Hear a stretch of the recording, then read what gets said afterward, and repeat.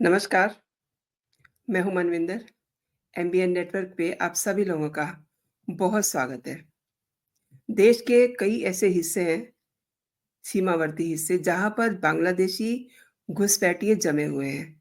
जो सुविधाएँ देश के नागरिकों के लिए हैं, उनका ये बांग्लादेशी घुसपैठिए मज़ा ले रहे हैं और अनधिकृत रूप से रहना, इसमें राज्यों की सरकारें भी शामिल हैं, क्योंकि वो उनका वोट बैंक बन जाते हैं। दिल्ली भी इस समस्या से अछूती नहीं है। गृह मंत्री अमित शाह ने झारखंड में प्लस महाराष्ट्र में इस मुद्दे को उठाया, क्योंकि इन दोनों ही जगहों पे काफ़ी बड़ी संख्या में अवैध रूप से घुसपैठ हो रही है और राज्य सरकारें इन्हें अपना वोट बैंक बना लेती हैं धीरे-धीरे, जब वो वहाँ रहना शुरू कर देते हैं। अब जल्दी ही अरविंद केजरीवाल के भी बक्कल उतारे जाएँगे, क्योंकि केजरीवाल ने भी दिल्ली में रोहिंग्या को बसाया हुआ है, बसने दिया है सुविधाओं के समेत। दिल्ली के उपराज्यपाल वीके सक्सेना ने शुक्रवार को एक ऐसा आदेश पारित कर दिया है, जिससे आम आदमी पार्टी सुप्रीमो की नींद उड़ चुकी है। क्या है पूरा मामला? क्यों केजरीवाल बिलबिला रहे हैं और वो भी विधानसभा चुनाव के ठीक पहले? जानते हैं दोस्तों। आगे बढ़ने से पहले आपसे मेरा वही आग्रह, वही निवेदन, चैनल को सब्सक्राइब कर लीजिए। कंटेंट अगर पसंद आ रहे हैं तो लाइक ज़रूर कीजिए, कमेंट भी कीजिए, क्योंकि आपके कमेंट मेरे लिए बहुत ही अहमियत रखते हैं। सभी नेशनलिस्ट, राष्ट्रवादी चैनल के प्रति अपना स्नेह, सपोर्ट बनाए रखिए। तो दिल्ली की मैं बात कर रही हूँ और दिल्ली की बात करने से पहले ज़रा वहाँ के विकास की एक झलक देखिए और फिर आपको आइडिया लगेगा कि आतिशी मारलेना की जो सरकार है, किस तरीके का वो विकास दे रही है। अब ये एक शमशान के अंदर काम चल रहा है एंड मैं आपको बताना चाहती हूँ, आप इस पिक्चर में देखिए, ये बता रहे हैं कि दीवारों की मरम्मत चल रही है। सभी दीवारों पर नई टाइल्स हैं। सुरक्षा के लिए चारों तरफ कटीली तारें हैं। लकड़ी के गोदाम में नई छत डाली जाएगी एंड 2 चीज़ें गौर कीजिए आप, सभी चिताओं का रेनोवेशन किया जाएगा, उसपे ग्रेनाइट का पत्थर लगेगा और कुछ नई वीआईपी चिताएँ बनवा रहे हैं। तो वीआईपी चिताएँ भी होती हैं, ये शायद आपको पता नहीं होगा, इसलिए आपको बता रही हूँ मैं।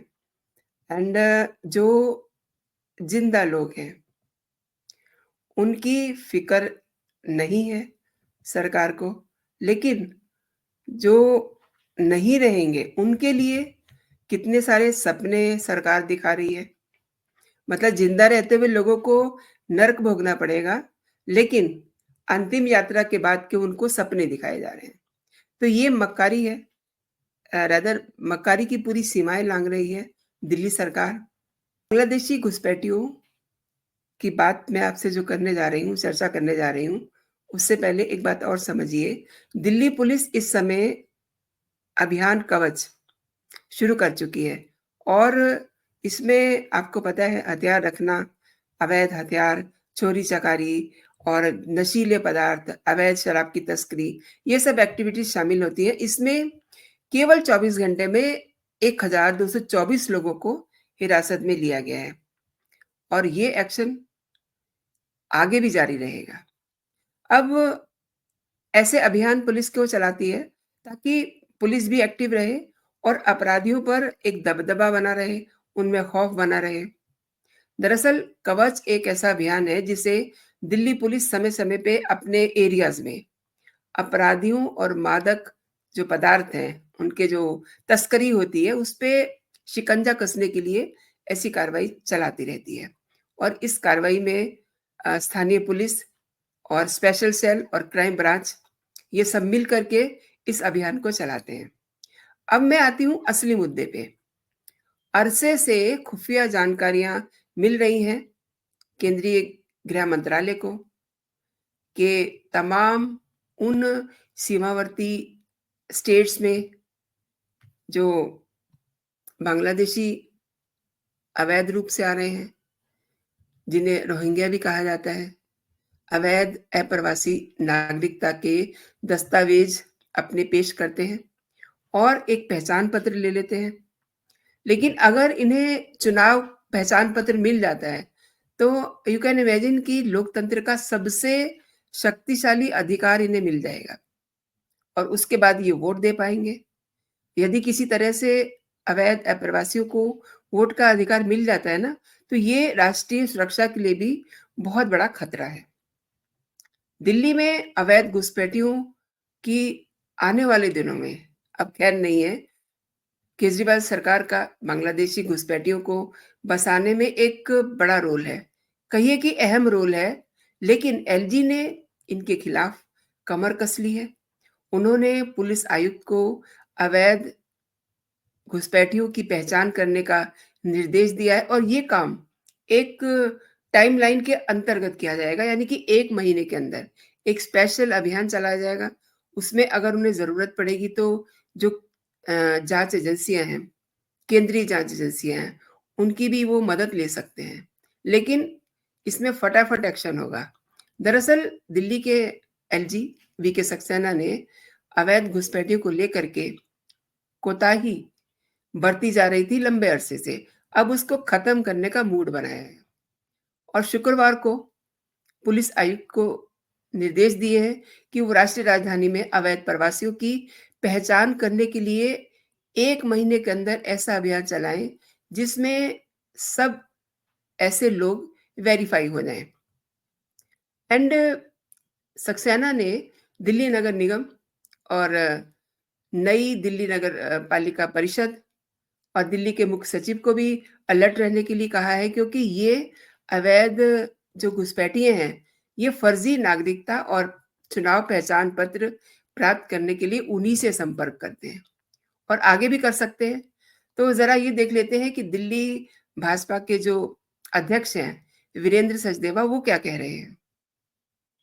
उन्हें सुनते हैं। दिल्ली सुरक्षित रहे, उसके लिए माननीय उपराज्यपाल जी ने कुछ एजेंसीज को निर्देश दिए हैं कि दिल्ली में रोहिंग्या द्वारा अवैध अतिक्रमण किया जा रहा है। जगह जगह पर ऐसी शिकायतें व्यापारी संगठन और आरडब्ल्यूएस द्वारा की जा रही थी, लेकिन अपनी दिल्ली सुरक्षित रहे उस विषय को भी आम आदमी पार्टी के नेता राजनीतिक चश्मे से देखते हैं।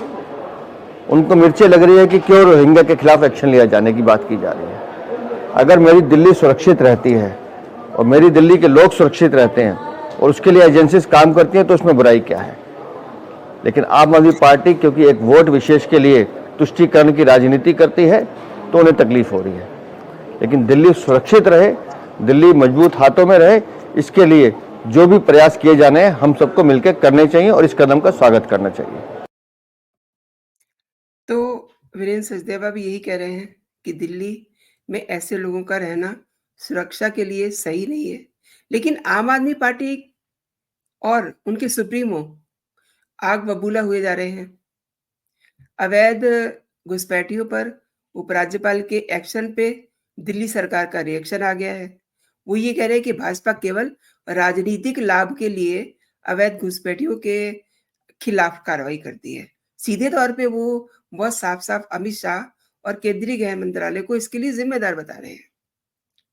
लेकिन आप सब जानते हैं कि किस तरीके से झारखंड में, महाराष्ट्र में लगातार अपनी रैलियों में उन्होंने इन घुसपैठियों के खिलाफ आवाज़ उठाई, इसे मुद्दा बनाया है। क्योंकि आप देखिए महाराष्ट्र में, झारखंड में ये सबसे बड़ी समस्या है। अच्छा, ज़ाहिर है कि विधानसभा चुनाव सर पे हैं और केजरीवाल का वोट बैंक है ये, जितने भी घुसपैठी हैं। क्योंकि रोहिंग्या के डॉक्यूमेंट्स जो हैं, वो तो दिल्ली सरकार की एजेंसियाँ ही चेक करती रही हैं ना अभी तक। अब एलजी कार्यालय की ओर से दिल्ली के मुख्य सचिव, पुलिस, एमसीडी के कमिश्नर और एनडीएमसी के जो अध्यक्ष हैं, उनको लिखा गया है, उनको कहा गया है कि वो वेरिफिकेशन का काम 1 महीने के अंदर-अंदर पूरा करके रिपोर्ट दें। सोशल मीडिया और कई दूसरी एजेंसीज़ जो हैं, उनके हवाले से जो रिपोर्ट्स आ रही हैं, वो ये बताती हैं कि दिल्ली में अवैध घुसपैठियों की संख्या में अचानक से वृद्धि हुई है। ऐसे लोग सार्वजनिक सड़कों, फुटपाथों और पार्कों पर अतिक्रमण कर रहे हैं, वहाँ झुग्गियाँ डाल रहे हैं। ऐसी भी खबरें हैं कि उनके पहचान पत्र जैसे आधार कार्ड, चुनाव पहचान पत्र आदि बनवाने के लिए फर्जी डॉक्यूमेंटेशन का इस्तेमाल किया गया है। और ये मतलब छोटी-मोटी संख्या नहीं है, ये बड़ी संख्या है। इसीलिए शायद से ये अब एक्शन लिया जा रहा है। और यदि आप सोचिए अवैध घुसपैठियों को चुनाव पहचान पत्र जारी हो जाता है, तो इससे उन्हें लोकतंत्र में मतलब उनकी एक तरह से एंट्री हो जाएगी ना, और एक शक्तिशाली अधिकार मिल जाएगा उन्हें, वोट देने का अधिकार प्राप्त होगा। अवैध घुसपैठियों को ऐसे अधिकार देना किसी भी भारतीय नागरिक द्वारा स्वीकार नहीं किया जाता, क्योंकि ये उनके हक पर डाका होता है। जो सुविधाएं सरकार उनके लिए तैयार करती है, उस पर वो डाका डालते हैं। और इस तरीके के कदम ऑब्वियसली राष्ट्रीय सुरक्षा के लिए भी खतरनाक है, हानिकारक है। जो एलजी ने पत्र लिखा है उसमें ये भी कहा है कि मुख्य सचिव संभागीय आयुक्तों के माध्यम से जिलाधिकारियों को पहचान दस्तावेजों के लिए आवेदन करने वाले लोगों के वेरिफिकेशन में अतिरिक्त अवेयर हो जाएं, सतर्कता बरतें। ऐसे वो अपने अधीनस्थों को भी जो उनके अंडर में काम करते हैं, उनको भी निर्देश जारी करें। कुल मिलाकर के एलजी का ये एक्शन न केवल रोहिंग्यास पर भारी पड़ने वाला है, बल्कि अरविंद केजरीवाल और उनकी पूरी टीम, उनको भी एक बड़ी पटकनी देने जा रहा है। लेकिन अब देखिए केजरीवाल ने अ, स्यापा करना शुरू कर दिया है कि बीजेपी ये सब करवा रही है। अच्छा, कोई भी काम होता है, अभी कुछ दिन पहले ये शराब घोटाले में जेल से बाहर आए हैं, तो जब भी किसी चुनावी सभा को संबोधित करते हैं, तो बोलते हैं कि हम विकास ना करवा पाए, इसलिए हमें जेल में डाल दिया गया था। जबकि सुप्रीम कोर्ट ने इनको अपने पूरे जो भी इनके ऊपर आरोप हैं, केस चल रहा है, उसके ऊपर कोई भी कमेंट करने से मना किया हुआ है। लेकिन उन सब सुप्रीम कोर्ट के जो शर्तें हैं, ये शायद से आए दिन उनकी धज्जियाँ उड़ाते हैं। और सुप्रीम कोर्ट को भी तो इसका संज्ञान लेना चाहिए ना, कि उन्होंने जो शर्तें लगाई हैं, अरविंद केजरीवाल किस तरीके से उन शर्तों का मज़ाक उड़ा रहे हैं। एक काम और किया है इन्होंने, अब चूँकि चुनाव सिर पे है, तो इन्होंने कुछ पर्चे छपवा लिए हैं, वो दिल्ली वासियों के दहलीज पर ड्रॉप करवा रहे हैं। अपने बारे में अपनी ईमानदारी को साबित करने के लिए कि मैं तो बहुत ईमानदार हूँ, मुझे तो गलत तरीके से अमित शाह ने और पीएम मोदी ने जेल के अंदर डलवा दिया, मैंने कुछ नहीं किया। और शराब घोटाले में जो 100 करोड़ रुपया साउथ ब्लॉक से अ, दिल्ली सरकार को मिला, यानी कि आम आदमी पार्टी के लोगों की जेब में गया, उसका कोई जवाब नहीं है इनके पास। उसके लिए ये कहते हैं कि कोई प्रूफ नहीं है एजेंसियों के पास। तो एजेंसियों ने बिना किसी प्रूफ के ही एक सीएम को गिरफ्तार कर लिया क्या? ये बताना चाहते हैं ये। मतलब अपने को बचाने के लिए जितना झूठ बोल सकते हैं, उतना ये झूठ बोलते जा रहे हैं। आपने दोस्तों मेरे साथ पूरा वीडियो देखा, आपका बहुत-बहुत धन्यवाद। एंड अभी के लिए इतना ही। आप अपना और अपनों का बहुत सारा ख्याल रखिए, खुश रहिए, स्वस्थ रहिए। जय हिंद, जय भारत।